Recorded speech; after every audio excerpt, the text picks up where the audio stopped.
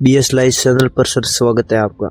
बहुत बहुत धन्यवाद। आपका भी मैं धन्यवाद करता हूँ कि गांव ग्रामीण परिवेश से निकलकर आपने जो ये आयाम हासिल किया है उसके पीछे आपका लगातार जो प्रयास है वो काबिल तारीफ है। धन्यवाद सर, सबसे पहले हमारा सवाल ये रहेगा आपसे कि हमने आपको संघर्ष करते हुए देखा है। श्री डूंगरगढ़ में किसानों की सबसे बड़ी समस्या है लाइट की। अगर ऐसा क्या किया जाए जिससे किसानों को ये परेशानी ना हो, और ऐसा क्या किया जाए जिससे किसानों को अपने हक अधिकार के लिए धरना प्रदर्शन नहीं करना पड़े, किसी सरकारी ऑफिस के आगे धरना नहीं देना पड़े? ये बहुत ही सटीक और धरातल से जुड़ा हुआ आपने सवाल पूछा है कि एशिया के अंदर मूंगफली उत्पादन के अंदर प्रथम स्थान पे आने वाले श्री डूंगरगढ़ क्षेत्र के अंदर बिजली की जो समस्या है वो आम किसान के लिए आज नासूर बन चुकी है। चाहे सिंचित क्षेत्र की बात करें, चाहे वीरानी क्षेत्र की बात करें, बिजली की समस्या एक विकराल रूप धारण कर चुकी है। बिजली कभी कोयला खत्म होने के नाम पे, कभी लोड बढ़ने के नाम पे, कभी बिजली उत्पादन के ये जो प्लांट है वो खराब होने के नाम पे, चाहे राज्य सरकार हो चाहे केंद्र सरकार हो, उनकी गलत नीतियों के कारण और स्थानीय श्री डूंगरगढ़ के बिजली विभाग के कारण, उनकी प्रशासन की लापरवाही के कारण किसान ने बिजली के अभाव के अंदर खून के आंसू रोए हैं।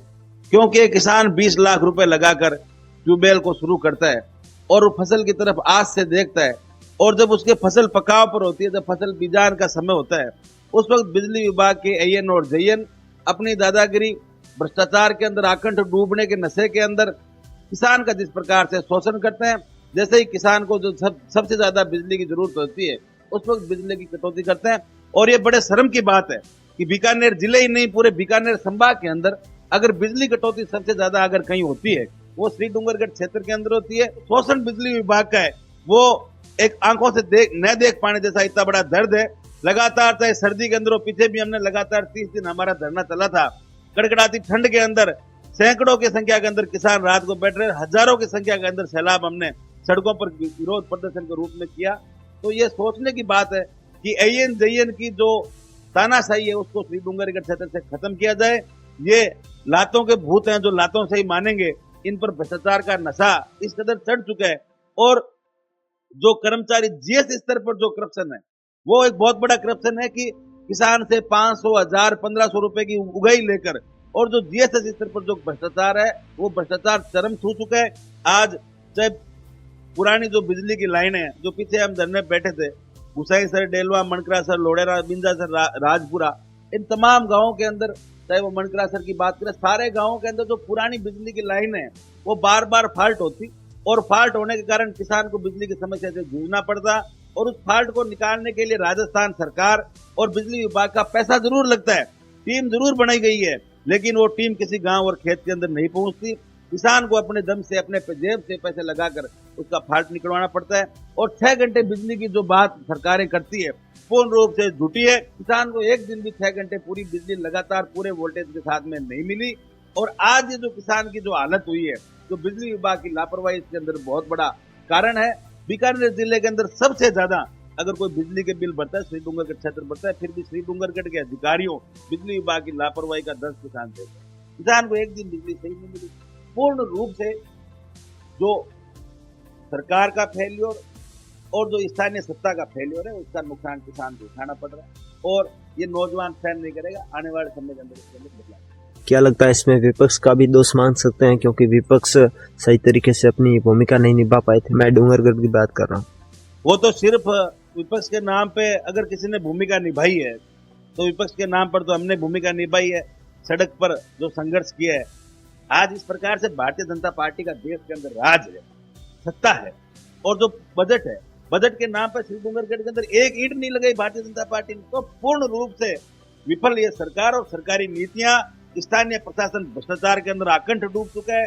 किसी भी सूरत के अंदर किसान और जवान का काम नहीं हो रहा है। शहरी क्षेत्र के अंदर आम नागरिक बड़ी परेशानी से निकल रहा है। वो योजनाओं से कुछ नहीं होगा, धरातल पर काम करना होगा, और राजस्थान सरकार को पूर्ण रूप से काम करना होगा, तभी जाके आम आदमी का विकास होगा।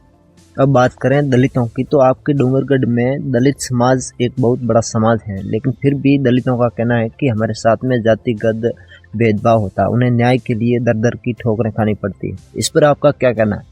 देखिए, बाबा साहब डॉक्टर भीमराव जी अम्बेडकर ने कहा था कि शिक्षा वो शेरनी का दूध है जो पिएगा और सहारेगा। मैं सबसे पहले शिक्षा के क्षेत्र के अंदर जो मजबूती और शिक्षा के साथ में राजनीतिक चेतना और चेतना के साथ में एकता और संगठन जो बाबा साहब ने हमें सिखाया, उनके पचिनों पर चलने की जरूरत है। हाँ, ये बात सही है, राजनीतिक तुष्टीकरण के अंदर नेताओं ने, स्थानीय नेताओं ने आंख मूंद ली। मैं देखता हूँ थाने के अंदर सबसे ज्यादा जो मुकदमे दलित उत्पीड़न के आते हैं, लेकिन भ्रष्टाचार थाने के अंदर इस प्रकार से आकरण डूबा हुआ है। मैंने ये भी देखे हैं कि मामलों को निपटाने के लिए थानों के अंदर, यहाँ डूंगरगढ़ थानों के अंदर सोफा सेट की मांग की जाती है, इस प्रकार के प्रकरण होते हैं और करोड़ों रुपए यहाँ से जो थानेदार है वो लेके चले गए। लेकिन व्यवस्था स्थानीय विधायक, सत्ता और शासन के लोगों को संभालनी चाहिए। इस प्रकार की अगर घटनाएं होती है लोकतंत्र के अंदर निंदनीय है और इस प्रकार की घटनाओं को मैं पुरजोर तरीके से हमेशा खिलाफ रहा हूँ और जब भी जहां भी जरूरत पड़ती है सबसे पहले हमेशा अग्रणी पंक्ति के अंदर साथ में रहा हूँ। आज हम सारे लोग एकजुट हैं और एकजुट होकर आगे बढ़ेंगे। हमारे BS लाइव चैनल के माध्यम से आप अपने श्री डूंगरगढ़ की जनता को क्या संदेश देना चाहोगे? देखिए, शिक्षा के क्षेत्र के माध्यम से लगातार आगे बढ़े नौजवान शक्ति को, और जो बहन हमारी प्रिया मेघवाल जो खेल के माध्यम से आगे बढ़ी, विश्व के अंदर जो हमारा नाम रोशन किया, इस प्रकार से खेल के माध्यम से भी नौजवान भाई और नौजवान साथी लगातार प्रयास करें, खेल के माध्यम से सरकारी नौकरियों पर कब्जा करने का प्रयास करें।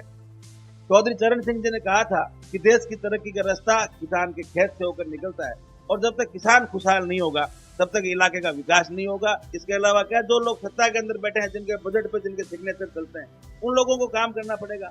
हमारे पास तो आज जो रॉयल्टी का धंधा बीकानेर के अंदर फल फूल रहा है, किस प्रकार से लोग डाकू बनकर बैठे हैं।